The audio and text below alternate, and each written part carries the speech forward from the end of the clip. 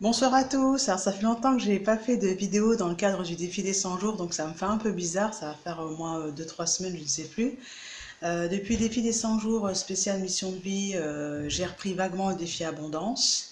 Euh, je vois en fait les défis d'une autre manière, d'ailleurs je voudrais féliciter Lilou pour l'arrivée de votre enfant. J'étais vraiment soulagée de savoir qu'elle était arrivée surtout. Après évidemment... euh, tout ce qui est de l'ordre de l'accouchement, c'est propre à chacun, etc. C'est le pire, en fait, je trouve, dans l'arrivée de l'enfant, parce que c'est une source d'angoisse, on ne sait jamais comment ouais, c'est une source d'angoisse, voilà. Je continue avec mon absence durant le défi des 100 jours, parce que dans le défi abondance, là j'ai repris le défi abondance, pardon, du coup je suis partie un petit peu ailleurs. Et, mais de manière très light, c'est-à-dire que suite au défi des 100 jours spécial mission de vie, j'aborde les défis d'une autre manière. Et puis ça a tellement travaillé pour moi dans le défi mission de vie que voilà, on peut dire que là j'ai travaillé sur moi, j'ai beaucoup travaillé. Mais c'est pas juste un travail qui est arrivé comme ça, de manière comme une révélation. C'est la suite de tout ce que j'avais entrepris. Et surtout, c'était la fin de la résistance par rapport à une réalité qui était extrêmement évidente et que je ne voyais pas et qui nécessitait donc cette séparation dont je vais vous parler. Donc, je me suis toujours refusée jusqu'à présent d'entrer dans le terme flamme jumelle, etc. Parce que le truc karmique, parce que j'ai pas envie de nommer en fait les différentes relations que je peux entretenir. Et aussi parce que il y a voilà, parce que j'ai pas envie de mettre de terme là-dessus, j'ai pas envie de me prendre la tête entre guillemets avec tout ça.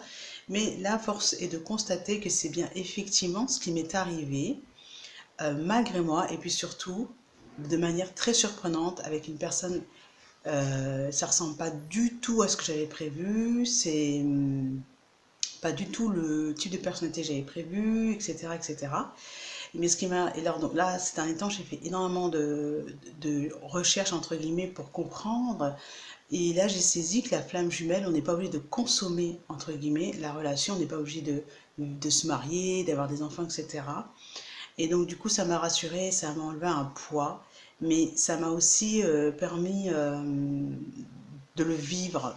Et c'est pas du tout aussi romantique que ce qu'on croit, parce qu'il faut bosser sur soi et que l'autre aussi, il est amené à être déstabilisé et à vivre vraiment de vrais moments de solitude et à être face au doute et au doute.